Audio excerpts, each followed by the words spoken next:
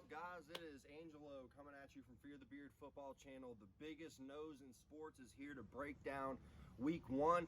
I'm just going to use this video to kind of go over my predictions and see where I was right, see where I was wrong. Later on tonight, maybe tomorrow, I'm going to kind of talk to Bradley. We're going to go over the games and then talk about upcoming matchups for week two. Probably get into maybe just talk about the Thursday night football game coming up. I don't know, but at least right now I know I'm going to be delivering you guys my, week one recap, so to speak. So starting out with the Thursday night game, we know that I chose the Chiefs originally from my prediction series, and I just went on ahead and stuck with that same prediction. And I got that one right. The Chiefs ended up winning. We all know that. Then moving into the Sunday game, starting out with the Jets and the Bills, I had the Bills winning that game. Thought it was going to be a closer game, but turned out it was a blowout. Got that one right, though. The Bills did walk away with the W. Let's go and move into another 1 o'clock game, the Packers versus the Vikings. Like I said, guys, Aaron Rodgers was going to come out furious, pissed off, and ready to prove everybody wrong. I'm telling you, this is like, I'm going to ride this train for the whole season, and I'll die with the ship. I believe the Packers are going to the Super Bowl this year. And I mean, history has shown it. Like I had said, when John Elway won his first Super Bowl, he was 37 years old. The following year, when he was 38, turned around and won another one. Tom Brady, when he was 36, won Super Bowl 49 on that infamous interception at the goal line where they definitely should have just did a halfback dive and handed it off to Marshawn. But yeah, I mean, we've recently seen a quarterback go on a late run in his career. Now, I'm not saying that Aaron Rodgers is going to go on ahead and win multiple Super Bowls over the next couple of years, but I believe this year he's pissed off. He's mad, and he's out to prove a point that he could still ball out. Tom Brady, since turning 36, has won on ahead and won 3 Super Bowls. So who's to say that Aaron Rodgers can't mess around and win one? They convincingly beat the Vikings. I know it was by about 10 points, but they put up 46 points, I want to say. I can't remember the exact amount, but they balled out, and I'm so glad that I had Davante Adams on my fantasy team. That 40 points for him was nice. So yeah, I got that one right. Kind of started out 3-0. Then I got my first loss, which, to be honest, I think everyone got this game wrong. The only people that predicted this game were Washington fans. And to be honest, even Washington fans weren't even predicting their team to win. They ended up coming back down 17-0. Fun fact, and I know this because I'm a Panthers fan, the last time that the Eagles had matched up with Ron Rivera as a head coach, they were actually up on the Panthers 17-0, and then we ended up storming back and winning 21-17. Down 17-0 to the Washington football team. They go on ahead and come on a 27-0 run to beat them 27-17. Little coincidental that, a Ron Rivera coach team was down 17 to the Eagles and stormed back and held them, scoreless over the remainder of the game. I just thought that was a cool little fun fact.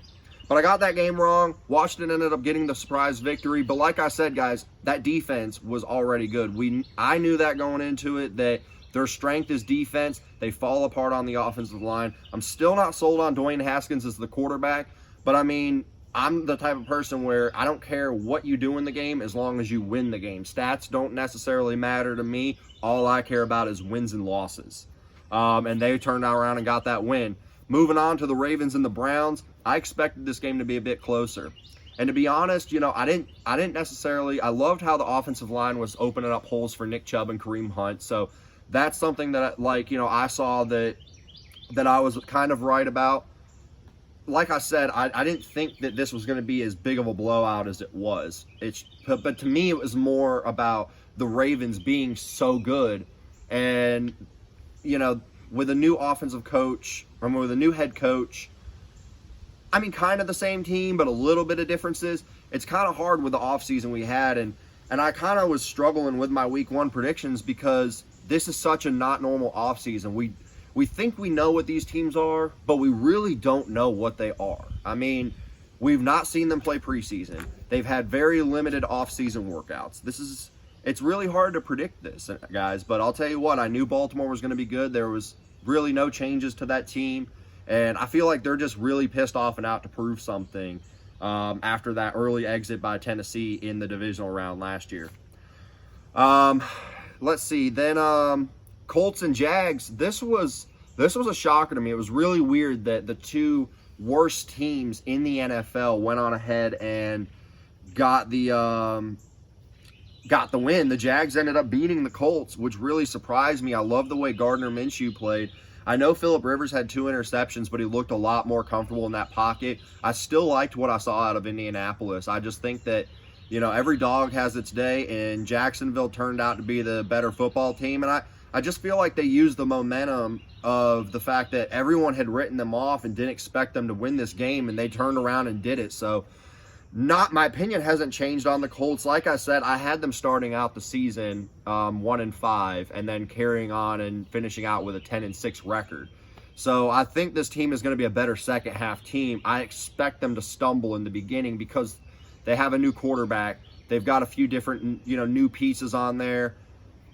Now Marlon Mack, it does hurt them that he's down, but I think Jonathan Taylor's going to step right in. For you fantasy footballers out there, guys, pick up Nyheim Hines. He's the leading receiver on the Colts right now, and he was a force in the pass-catching game a year ago. I've had to use him as a Band-Aid before in my Dynasty League, and he's a guy that's almost like a Jalen Richard from a couple years ago where he can consistently give you 10 points because he's a PPR guy. So if you are in a Dynasty League, a deep league or something like that, or not just even a regular league, go on ahead and pick this guy up because he's going to be able to provide you a high floor for the fact that he's a PPR guy. Jonathan Taylor's not going to be catching passes out of the backfield. He's going to be the Marlon Mack in this offense. Moving on to the Seattle Seahawks and the Atlanta Falcons. The Falcons looked a lot better than what I thought they were going to be, but the thing is they're going to have to lock it up on defense. I knew the offense was going to be good. I didn't expect it to be as good as it was.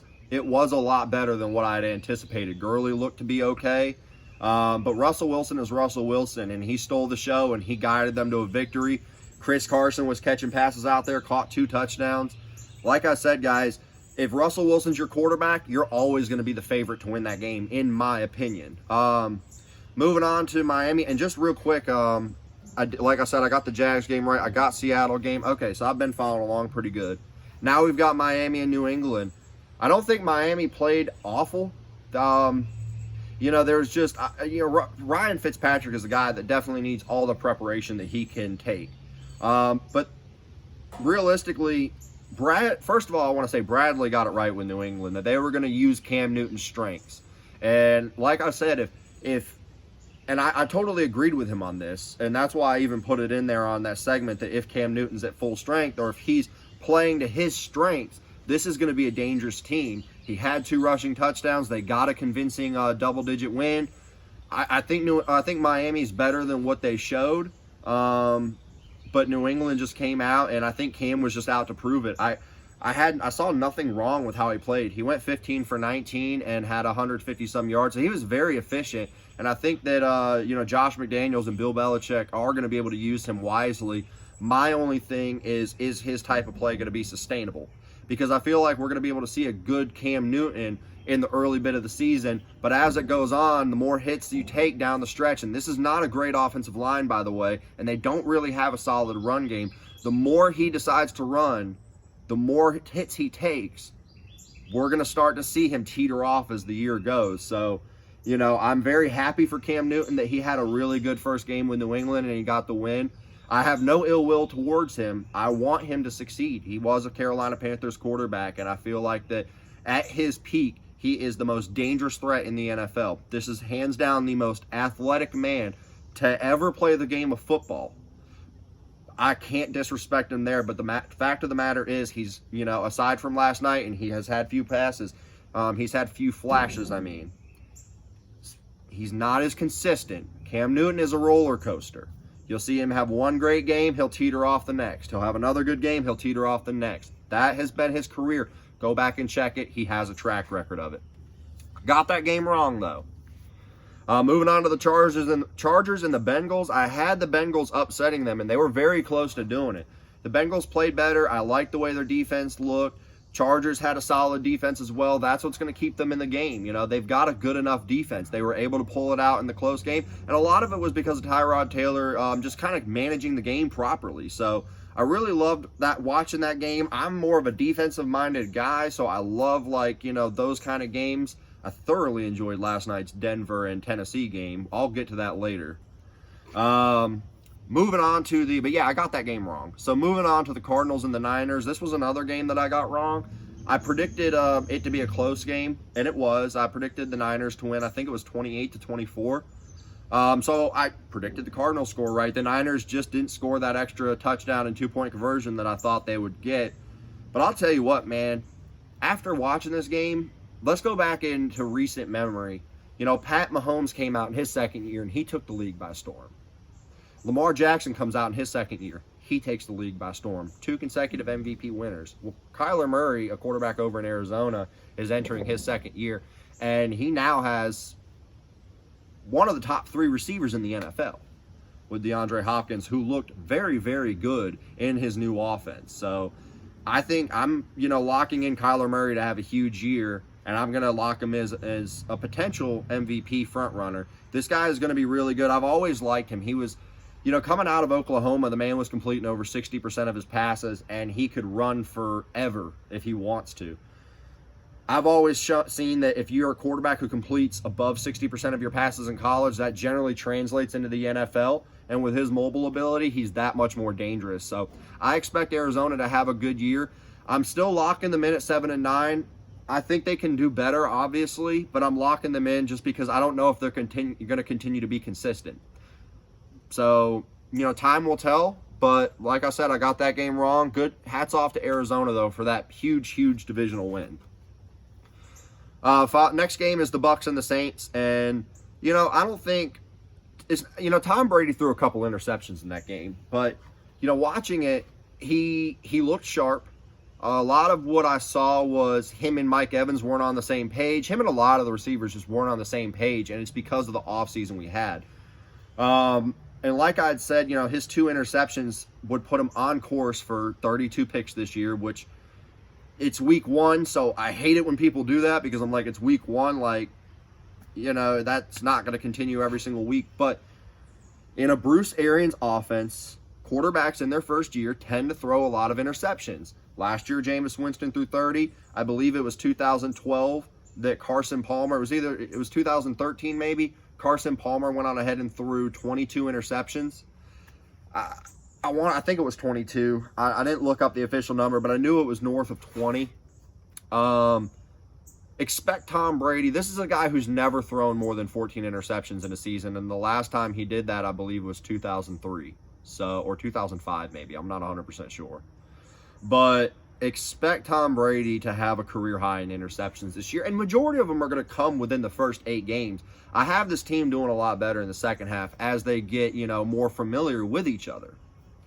But, for the beginning, Tom Brady is going to throw a lot of interceptions, I believe, and I think that's going to be par for the course. But the defense looked better than, not better than last year, but I don't know. That was a really hard game because New Orleans, it's the same team from last year almost. And they to me just looked like business as usual.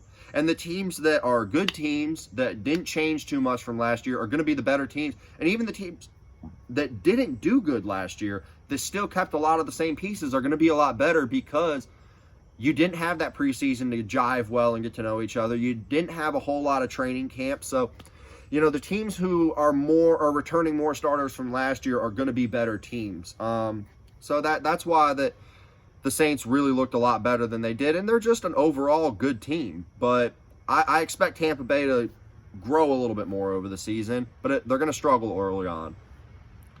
Moving on to the Cowboys and the Rams.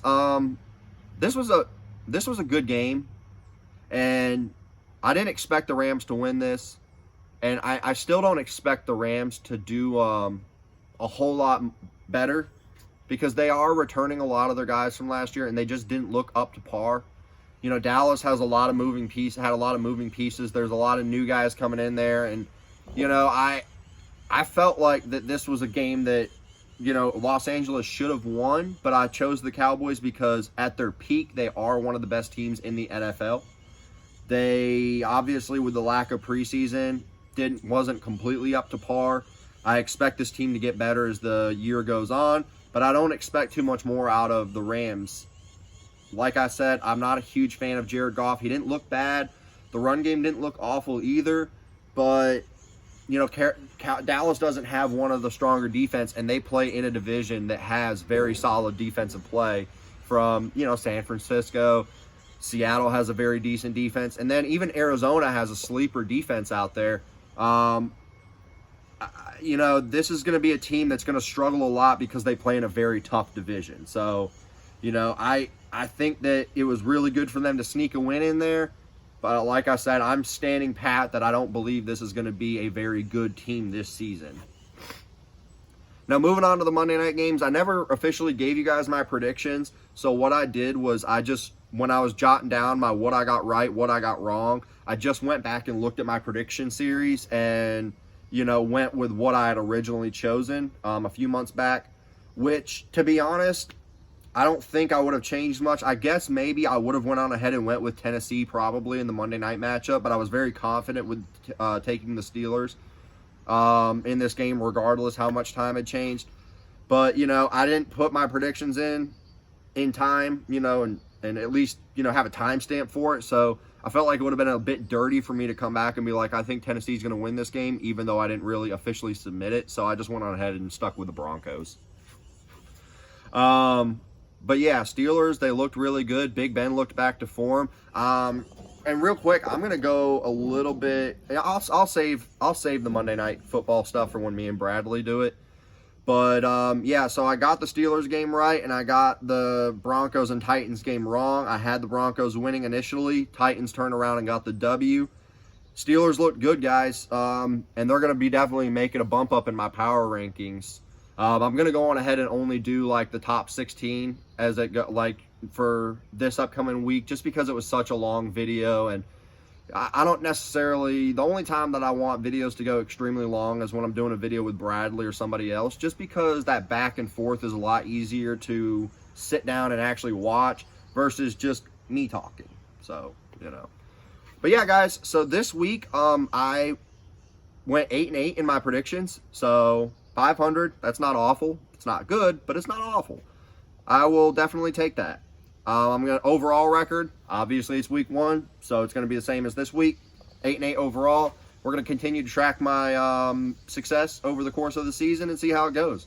I plan on recording another video later on tonight, guys, with Bradley. I'd love to get up with him and do that. But that's going to wrap up for today. I just want you guys to know I love making these videos for you, and I hope you guys enjoy the rest of your day. Thank you for tuning in with me, and there will be more to come. Y'all stay Rona free.